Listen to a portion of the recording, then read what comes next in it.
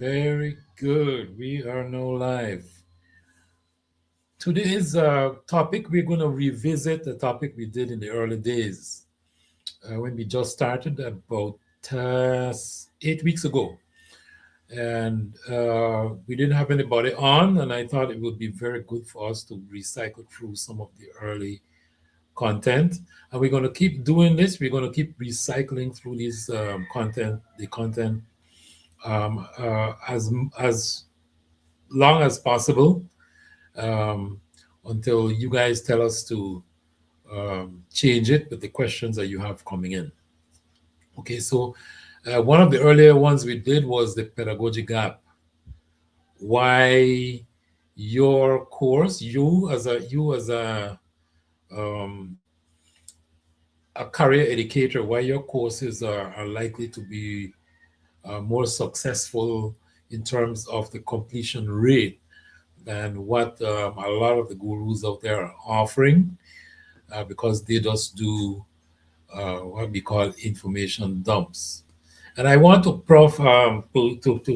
to preface this with a little disclaimer, right? Um, Give me a second. I'm going to be. I hear my phone ringing in the distance.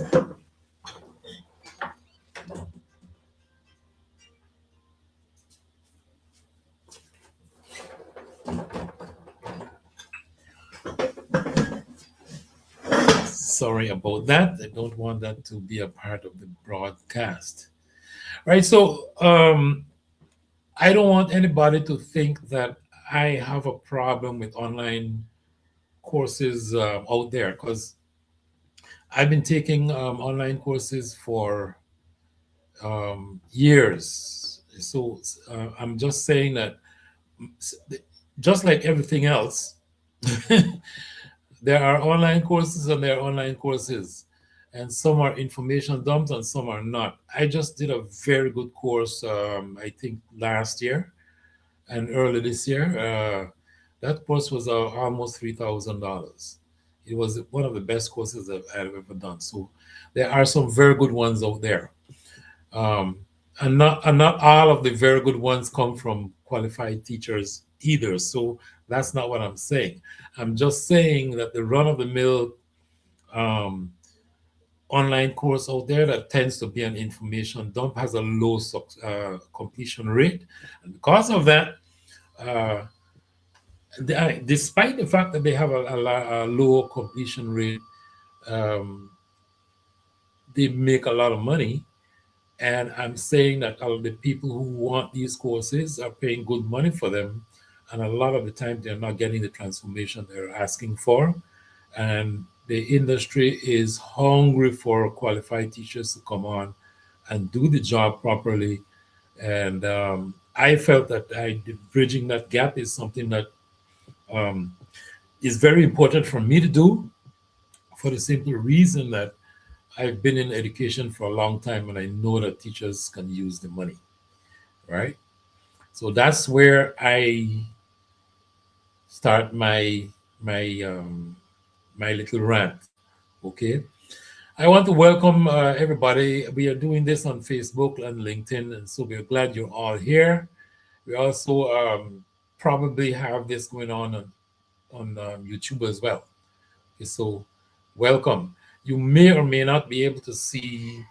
Um, Actually, if you're on LinkedIn, you're probably not going to be seeing. I'm pretty sure you're not going to be seeing comments. All right. You can make comments and we can read them out for you, but you won't be able to see. So if I see anything come in, I make sure I read it, and then. But if you're on Facebook and YouTube, you should be able to see the comments that come in. Right. So welcome everybody. Glad you're here.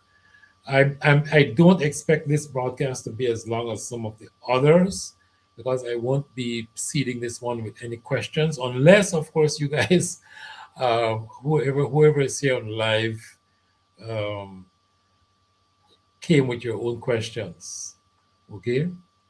And it's been a couple of weeks since I've had come here with content. Last week I just riffed a little bit on some things that I knew was important for me to get out. And next week we're going to be making some more announcements about what we're doing with the master class, because I know somebody asked about that. Um, and we've had to reschedule some things. So the master class won't be as we've announced. We're going to put it further down in June. But I'm good to be back with something substantive this week. And so today we're back revisiting the topic of the pedagogy gap. Something that's genuinely made me a little bit, indignant about, because, it, it this is a topic that tends to reframe everything when it comes to education online, whether you're a teacher or not. Okay. And I started this one a couple of weeks ago by giving you the statistic that basically the online course industry is worth about 375 billion US dollars. All right. And of course, this is something that includes corporate training as well. So um, understand that it's a huge industry. It's something that I've been following since somewhere around 2011, when we were talking about just about 15 to 20 billion dollars. All right, but people were just starting to put courses on there. Even the universities were just getting the hang of offering online courses as well. So today that has ballooned up to 375 billion. Before the pandemic, it was less than 200 billion. All right. And during the pandemic, we saw a huge jump. And then that hasn't slowed down since the pandemic. So just something for you to know. There are people in the online course space nowadays are saying that because with the advent of AI, online courses are dead, right? This is something I completely disagree with, because it doesn't, the research and the facts don't bear it up. I think people assume that because people take online courses and because AI is going to be is capable of giving you a lot of information, um, that's going to kill the online course industry. And nothing can be further from the truth, right? Because I know two things are true. Number one, most people don't join an online course for information, right? Even before the AI became so popular, there was it was pretty easy to research and look up things on Google and YouTube and all over the place, right?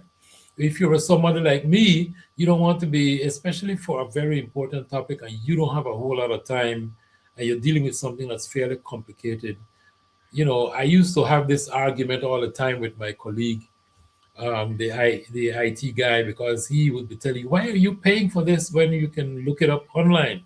I used to tell him all the time, I don't have the time or the patience to look up a very comprehensive information, something that's fairly complex. That's going to take me, even if somebody packaged it and put it in a course, it's probably going to take me 2 to 3 weeks or 5 weeks or something like that to complete a course like that. To go and pull that kind of content from all over the internet is too time consuming. And so just from that point of view, the information itself, an online course is far better than just going to look all of that up yourself. But let's say you're the type of person who doesn't mind doing that. You have the time, you have the patience, unlike me, and you want to do that. Some other people still are taking online courses because they're looking for a transformation, and having information and actually using information to implement it in your situation, right, is something that very few people can do. And I think people sense this. And if they can join a course within a community, and especially if the course is set up in a way where the expert can guide them along. So the information is there. There are weekly calls. there's guidance along the way. Things that teachers do naturally in a school, right? Um, the completion rate should go up, all right?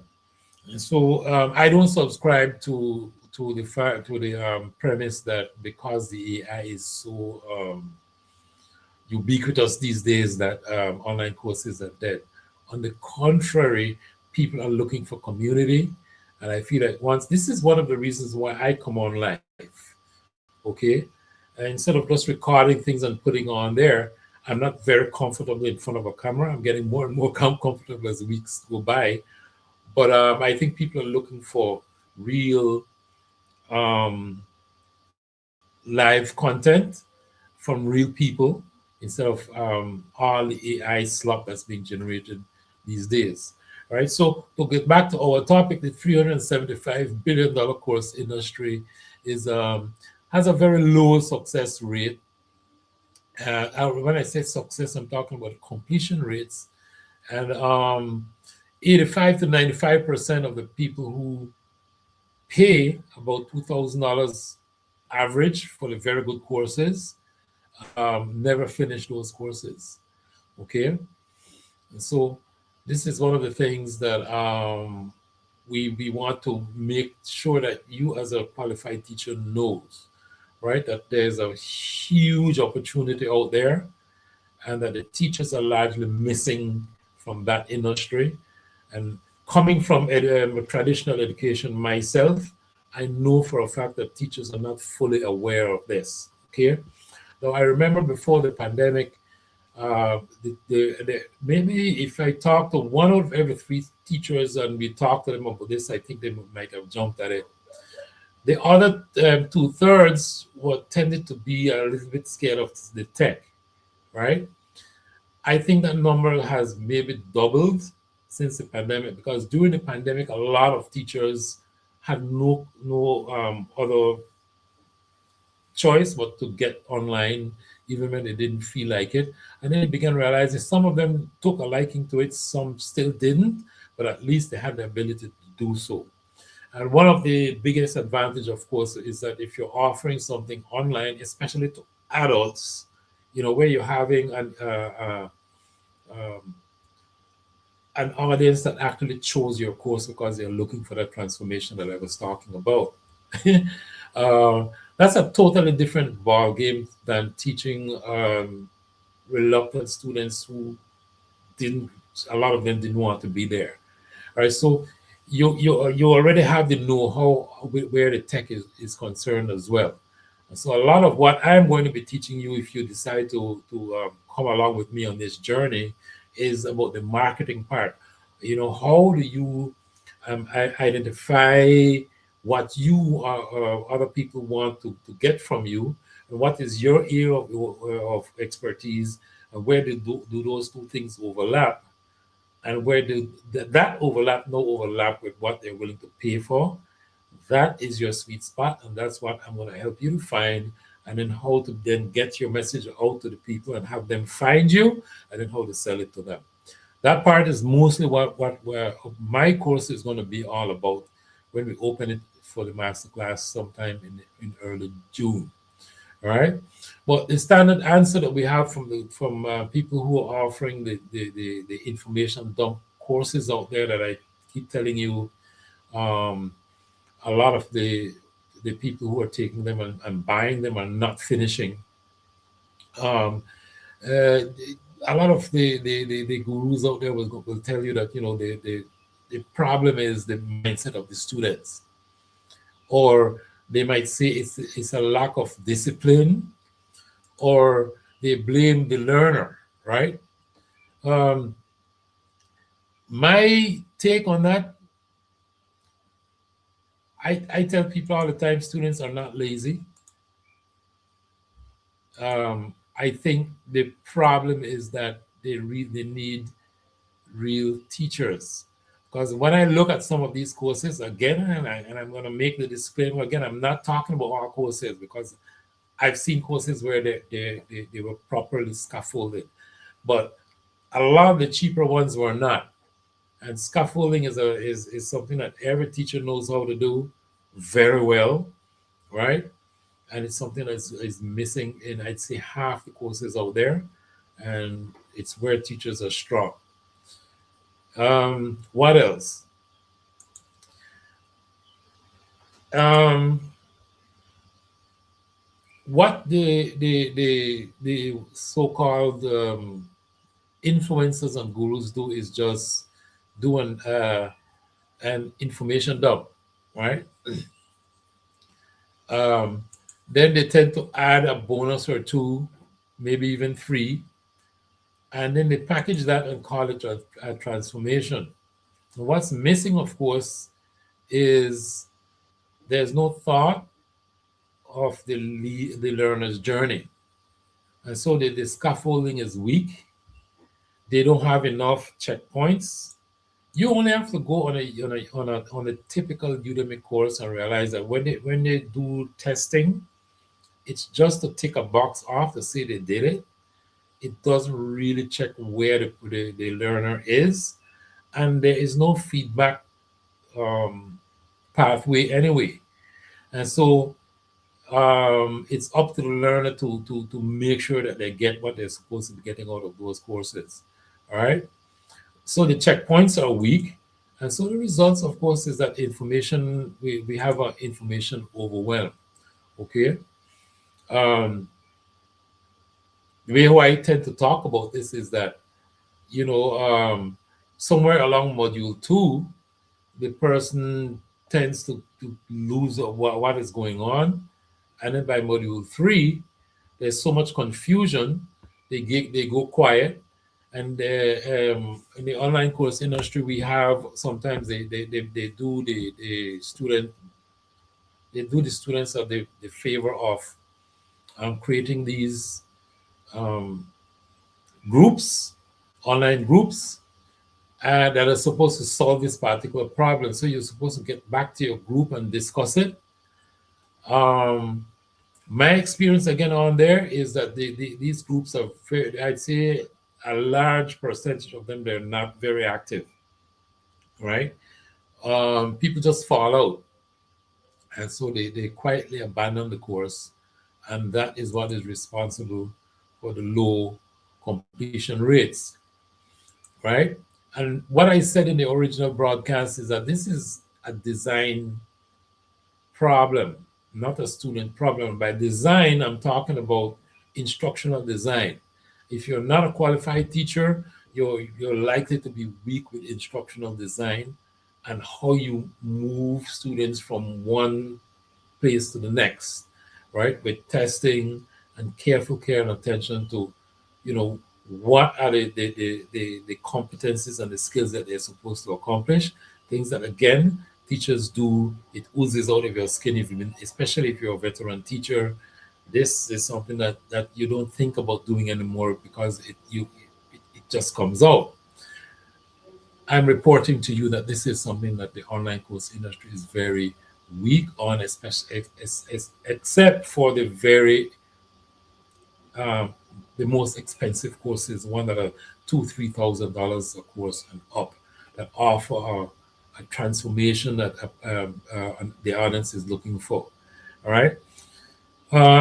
I wish I would get some questions from you guys about the kinds of courses we have, because I've seen all kinds, right? I'll give you a good example. I know somebody who is offering a weight management course that is very, very well put together. And that course is about $200. And they sell, I don't know, about 100 of those courses every month, right? But they take the people who register through the journey with them, and they do these calls. I know somebody else who is offering almost the same content to a different audience, and that course is about $10,000. The same content. Am I saying that one person is ripping off people and the others aren't? No, that's not what I'm saying, right? Because everything depends on your marketing.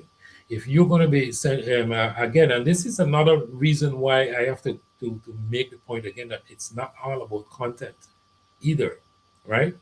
So what explains this big difference in the cost of the course to the student is One instructor is offering their students to people who can barely afford it, $200, while the other instructor caters towards a very high level clientele.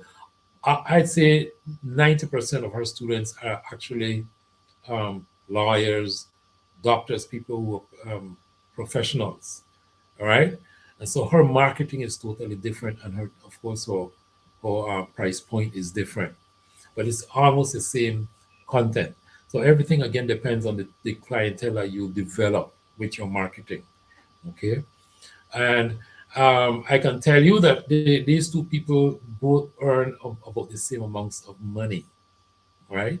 Because of course, if you're offering a course that costs $10,000, you're going to get a lot less clients. While the other person is offering her course at $200, her marketing is about getting a lot of people involved and turning them over very fast, right? Nothing is wrong with either of them, but you want to have to learn the kind of marketing that you need to put together to go along with either one. Okay, so let me continue. Um, this gap that I'm talking about, right? Where in the online course industry where people are not completing their courses, and I gave you the reasons why. You can sum up all of those reasons by what we call in education, of course, the pedagogical content knowledge, or PCK. All right. Most people in the online course industry have never heard of PCK. All right. And it's something that teachers have forgotten the name, and they have internalized it. So this is something that you do on a daily basis. You don't even have to remember what they call it when you were first taking your courses on how to teach. All right. Um, so when we talk about PCK, it's not just about knowing your subject, it's about knowing how to transfer it. And as you all know, not everybody knows how to do that. I think even among teachers, some of us are better at it than others. Okay. So we're talking about how to sequence it, how to scaffold it, how to deliver it so someone else genuinely learns it. And of course, this subject matter expert is a teacher. All right. So we're talking about two completely different skills. If you really look at it, right?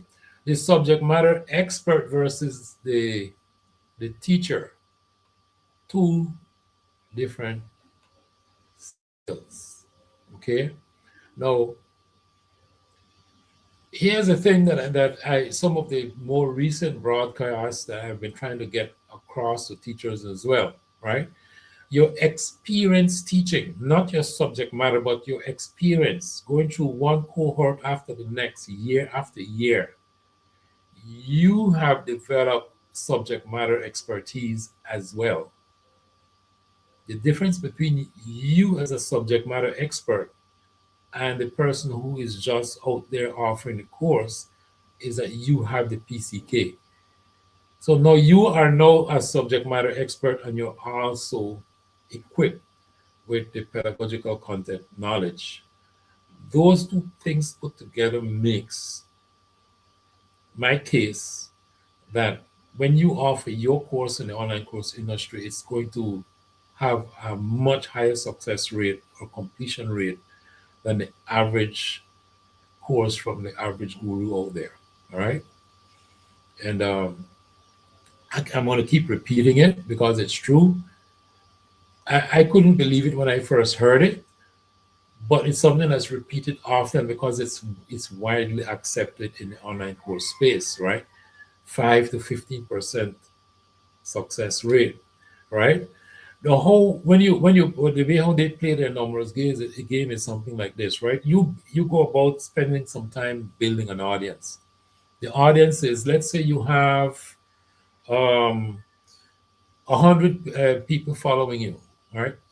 If you have that times 1,000, then you have to just do the math. But if you have 100 people following you in the online course space, they're saying that, okay, fine, if you could get 10 of those people to come to one of the things that you're going to be offering to give them information about, make an offer, right? To make an offer for them to buy something that you're selling. That's considered a success if you could get 10% of the people following you to come to something that you're offering. And out of that 10, if you can get 3 people to buy, that is considered as a high success rate, right? And out of that 3, if you can get 1 across the finishing line, that is considered extremely high, right? Because the real rate is that you should be getting zero point 0.5 across the finishing line, and then that is considered normal, right? We know that in education, this would be considered a failure, right? Because completion rates of less than 50% is something that we tend to scoff at, okay? So I'm just reporting this to you that if you join us with moving teachers to get some extra cash or offering online courses, um, you should do very well. Okay. So again, 2 different skills: becoming the expert and the person with the PCK. But with both of them, you should be the one that bridges what I call the pedagogic gap. Right? Most course creators have never heard of pedagogical content knowledge, right? But every single career educator that I know has been developing it for, I don't know, for as long as they've been teaching, 10, 15, 20 years, right? It's a practical difference. The practical difference,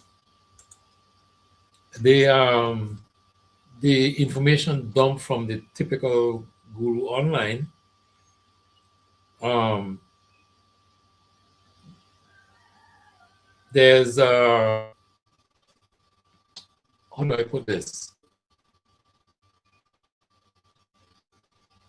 It's well, it's totally different from what teachers start with, right?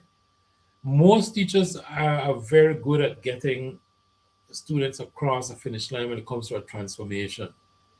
And we don't think about it this way, but it's the kind of language I want you to begin getting used to. Because again, when you're dealing with adults, they are thinking transformation. I didn't know how to do this, I know how to do it now, right? You're not looking at just getting knowledge, right? It's something that um, if you use the weight management example, um, somebody who has been struggling with their weight for, I don't know, however many years, and again, the information is out there, and as we all know, there's a lot of fads involved with these things, and it changes over the years. But in the information is not really the point, is it? It takes a person, number one, who has been through it themselves, who knows what the pitfalls are. A lot of the times it's psychological, and who can now take that information, package it, and put it inside not only a course, but a course of conflict coaching. Right? Teachers do these things, even though before there was even what I would say would be uh, uh, uh, the coaching industry that started developing in the early part of this century, right? Teachers have been doing coaching forever, right? And again, it's what adds value to a course. So if you're doing one-on-one coaching, that's what drives the price point up for the person who is catering to the lawyer or the doctor, right? So they only meet 3, 4 clients every couple of months, right?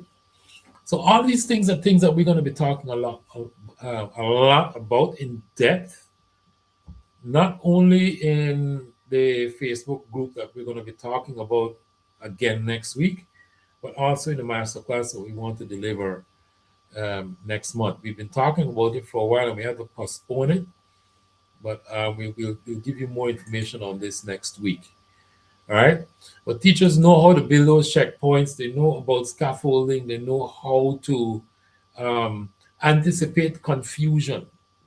Right. This is one of the things that is missing again in the online course industry, the anticipation of where exactly in the delivery of the content is there likely to be the most confusion, and how do we get the students past that point.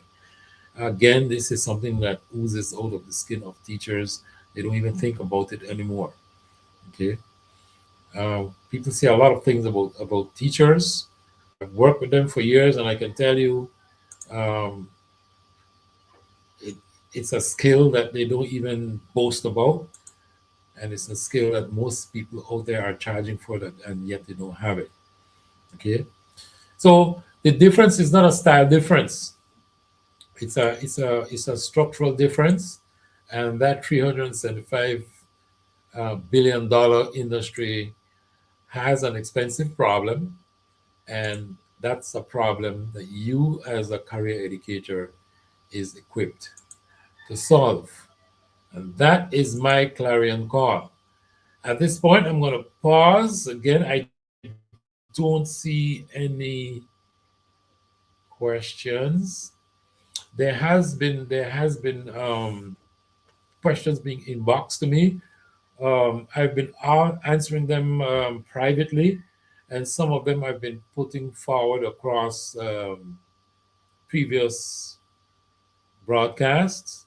So I'm not going to go over those anymore. If I get any more additional questions, I'm going to answer them in subsequent broadcasts. I'm about to sign off and close off. If you're checking this out um, in the replay, feel free to ask your questions. Feel free to inbox me if you don't feel confident or comfortable, especially on LinkedIn. If you're not comfortable asking questions in a public forum, feel free to inbox me. Okay. I have one little announcement, and this also applies, of course, to you if you are going to be seeing this in the replay. Okay. Um, the content that we've gone over in this broadcast, I think it's been a little bit over half an hour. If you want a summary of it, I've put everything that we've just covered into a free one-page cheat sheet. Okay. And I call it the Pedagogy Gap cheat sheet. 5 steps, instructional design advantage for every guru in your niche. Right. The one-page cheat sheet you can get it, you can download it by simply making a comment in the replay for this broadcast. Okay. We're just about 33 minutes in. That's about 3 minutes more than I intended to go. So having said that, I'm looking forward to those questions. Thanks for coming. Thanks for checking out the replay. And we will see you next week at 6 o'clock sharp again. Once again, put questions for me and I'll have them, make sure I answer them in the next broadcast if you don't want to ask them yourself. Over and out. Bye.